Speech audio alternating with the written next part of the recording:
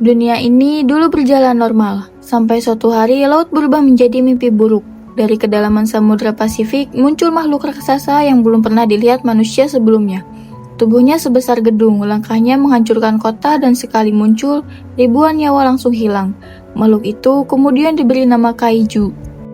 Serangan pertama membuat manusia sadar bahwa ini bukan bencana biasa. Senjata modern seperti tank, jet tempur, bahkan bom sekalipun tidak mampu menghentikan monster tersebut.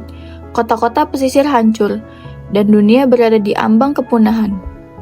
Dalam kepanikan global, negara-negara akhirnya bersatu. Manusia menciptakan senjata terakhir mereka, sebuah robot raksasa bernama Jaeger, yang dikendalikan oleh dua orang pilot yang berhubungan lewat pikiran dan ingatan. Bukan hanya mesin perang, Jaeger juga menjadi simbol harapan terakhir bagi umat manusia. Namun, seiring waktu, Kaiju terus berevolusi. Mereka semakin kuat, semakin cerdas, dan semakin mematikan. Pertarungan ini bukan lagi soal menang atau kalah, tapi soal apakah manusia masih pantas bertahan hidup. Dari sinilah kisah Pacific Rim dimulai, sebuah cerita tentang keberanian, pengorbanan, dan perlawanan terakhir manusia melawan akhir dunia. Halo guys, balik lagi di Alur Cerita Virial. Di video kali ini kita bakalan bahas alur cerita film yang berjudul Pacific Rim. Film ini rilis tahun 2013 yang disutradarai oleh Guillermo del Toro. Film ini bergenre sci-fi, film yang mengisahkan perjuangan umat manusia melawan monster raksasa bernama Kaiju yang muncul dari dasar samudra. Oke guys, tanpa basa-basi panjang, yuk kita mulai alur ceritanya.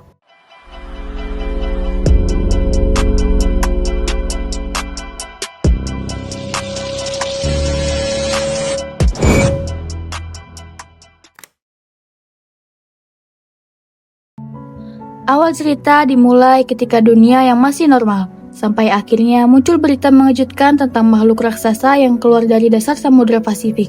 Makhluk itu kemudian dikenal sebagai Kaiju. Dalam waktu singkat, Kaiju menghancurkan kota pesisir, gedung-gedung runtuh, dan ribuan orang tewas. Tidak ada senjata manusia yang benar-benar mampu menghentikannya.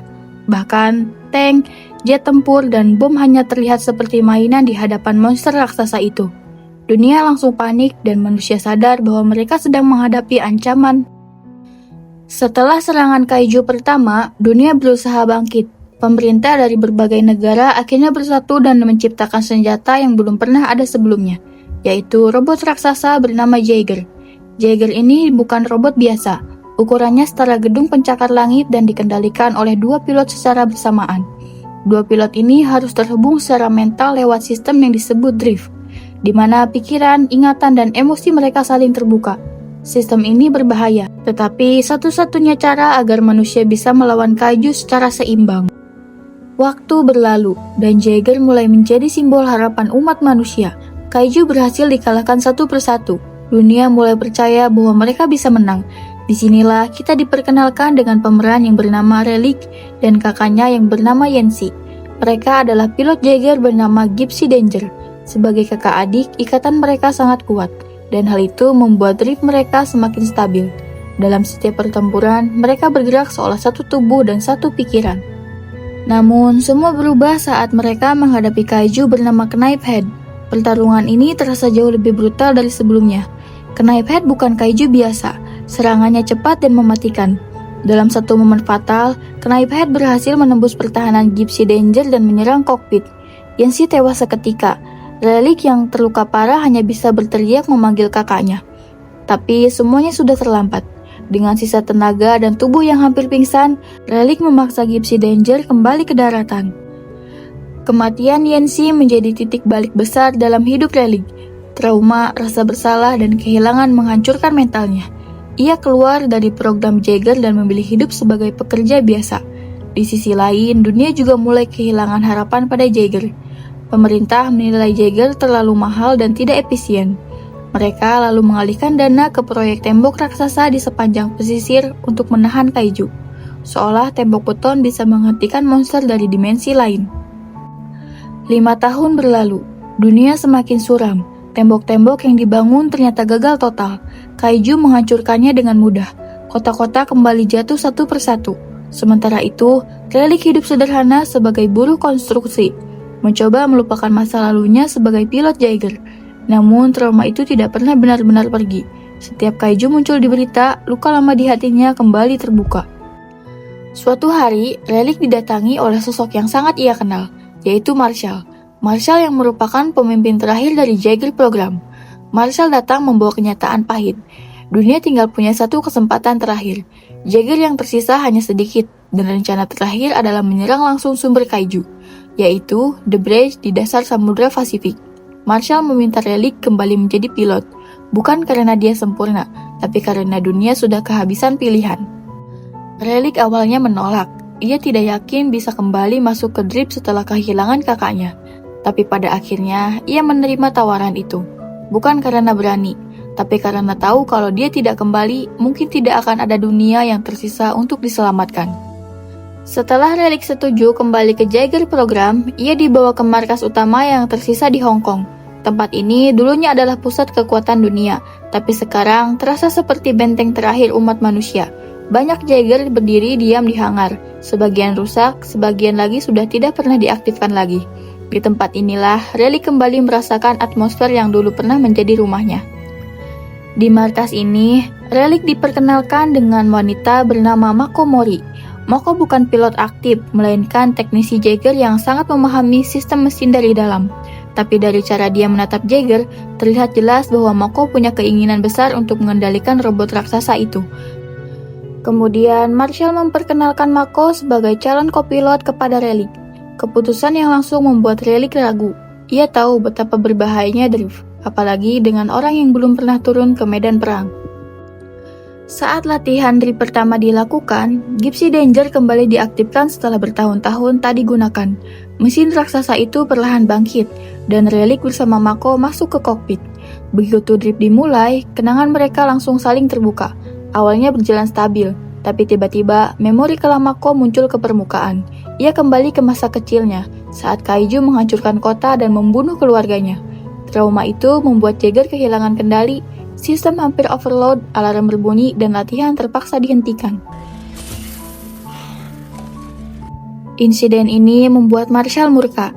Ia menilai Mako belum siap menjadi pilot. Namun, di balik kemarahannya, Marshall tahu bahwa Mako punya potensi besar. Hanya saja luka batinnya belum sembuh. Relic pun mulai memahami bahwa Mako membawa beban yang sama berat dengan dirinya. Di sisi lain, film juga memperlihatkan dua ilmuwan ekstrintik bernama Dr. Herman dan Dr. Newton. Keduanya sering berdebat soal teori kaiju, tapi sebenarnya saling melengkapi. Newton percaya bahwa kaiju adalah makhluk yang bisa dipahami, sementara Herman melihat semuanya dari sudut pandang matematika dan probabilitas.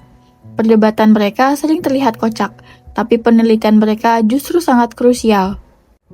Dalam scene ini, Dr. Newton akhirnya melakukan tindakan ekstrim. Ia melakukan drip dengan otak kaiju yang telah mati. Ini tindakan yang sangat berbahaya, karena pikiran kaiju tidak seperti manusia. Dalam drip tersebut, Newton melihat kebenaran mengerikan. Kaiju bukan makhluk alami, mereka diciptakan dan dikirim oleh ras alien dari dimensi lain. Sementara itu, ancaman kaiju semakin parah. Serangan demi serangan terus terjadi, dan pemerintah dunia secara resmi menutup program Jaeger. Markas Hong Kong menjadi markas terakhir. Beberapa Jaeger legendaris dikumpulkan di sana, termasuk Cherno Alpha dari Rusia, Crimson Tripon dari Tiongkok, dan Striker Eureka dari Australia. Mereka semua tahu bahwa ini mungkin pertempuran terakhir mereka. Akhirnya, kaiju kategori tinggi menyerang Hong Kong. Alarm darurat berbunyi, Jaeger-Jaeger terakhir diarahkan. Pertempuran besar pun tak terhindarkan. Di tengah hujan, gedung runtuh dan lautan bergelora, Jaeger dan kaiju bertarung habis-habisan. Namun, kekuatan kaiju terus jauh lebih unggul. Satu persatu, Jaeger mulai tumbang. Dalam pertempuran ini, Cherno Alpha diserang secara brutal dan akhirnya hancur. Crimson Tripon kehilangan keseimbangan dan jatuh. Situasi semakin putus asa. Di titik ini, Gypsy Danger akhirnya diturunkan ke medan perang. Dengan Relic dan Mako di dalamnya, meski menggunakan teknologi lama, Gypsy Danger justru bertarung dengan gaya lebih kasar dan efektif. Relic dan Mako mulai menemukan ritme drip mereka, saling percaya dan saling menopang secara mental. Dengan perjuangan keras, akhirnya mereka mengalahkan kaiju yang tersisa. Hong Kong memang hancur, tapi manusia masih berdiri. Namun kemenangan ini tidak membawa kelegaan, karena semua orang sadar bahwa kaiju akan terus datang selama The Bridge masih terbuka. Setelah pertempuran besar di Hong Kong, markas Jaeger benar-benar berada di titik terendah. Hampir semua Jaeger hancur, pilot terbaik gugur dan dunia praktis sudah tidak punya pertahanan lagi. Disinilah terungkap kondisi Marshall yang sebenarnya. Tubuhnya perlahan melemah akibat penyakit radiasi yang ia derita selama bertahun-tahun menjadi pilot. Ia tahu waktunya tidak lama lagi. Justru karena itu, ia memutuskan untuk turun langsung ke dalam medan perang bersama Striker Eureka, Jaeger paling canggih yang tersisa. Keputusan ini membuat semua orang terdiam, terutama Mako. Bagi Mako, Marshall bukan hanya komandan, tapi figur ayah yang menyelamatkan dan membesarkannya sejak kecil. Di ruang komando yang sunyi, Marshall mengumpulkan semua orang yang tersisa. Dengan suara berat namun tegas, ia menjelaskan rencana terakhir yang sebenarnya sudah lama ia simpan. Satu-satunya cara menghentikan kaiju adalah menutup The Breach dari dalam, bukan dari luar. Tidak ada jalan kembali dari misi ini. Semua orang yang ikut tahu kemungkinan besar mereka tidak akan pulang. Marshall menjelaskan bahwa The Breach berada jauh di dasar laut, dijaga oleh kaiju kategori tertinggi.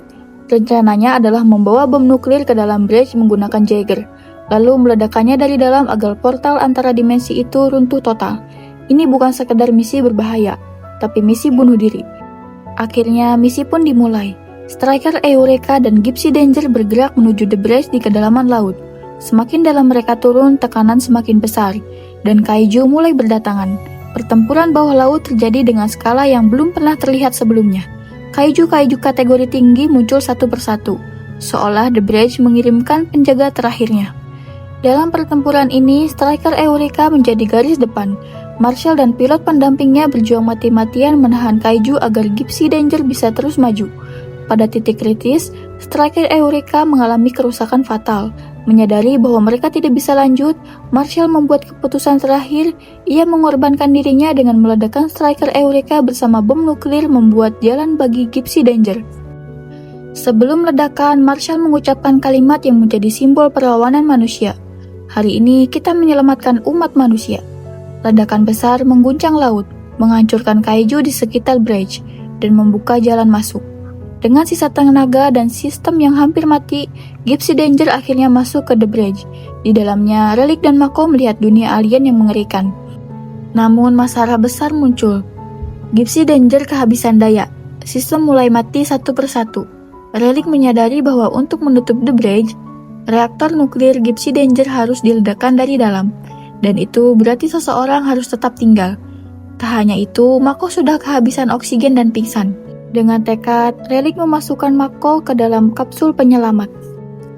Mako akhirnya terlempar keluar dari Jaeger. Relic bersiap mengaktifkan reaktor dan menerima nasibnya. Namun takdir berkata lain. Gypsy Danger ternyata masih memiliki sisa daya. Relic selamat dari ledakan, dan The Breach berhasil runtuh sepenuhnya. Portal antara dimensi itu tertutup, dan kaiju tidak bisa lagi masuk ke bumi. Beberapa waktu kemudian, Relic terbangun di permukaan laut. Dunia masih ada, langit masih biru, dan Mako berada di sisinya. Untuk pertama kalinya sejak kaiju muncul, tidak ada alarm, tidak ada monster, tidak ada kehancuran baru. Dunia akhirnya aman, meskipun harus dibayar dengan nyawa dan pengorbanan besar. Oke guys, di akhir cerita, Pacific Rim bukan hanya cerita tentang robot raksasa dan monster. Ini adalah cerita tentang manusia yang memilih berdiri, bahkan saat harapan hampir habis. Tentang keberanian, kehilangan, dan keyakinan bahwa dunia layak diperjuangkan. Kalau kamu suka alur cerita film seperti ini, jangan lupa subscribe, like, dan share video ini. Tulis juga di kolom komentar film apalagi yang ingin kamu bahas di alur cerita Viriel ini. Terima kasih sudah menonton alur cerita film Viriel.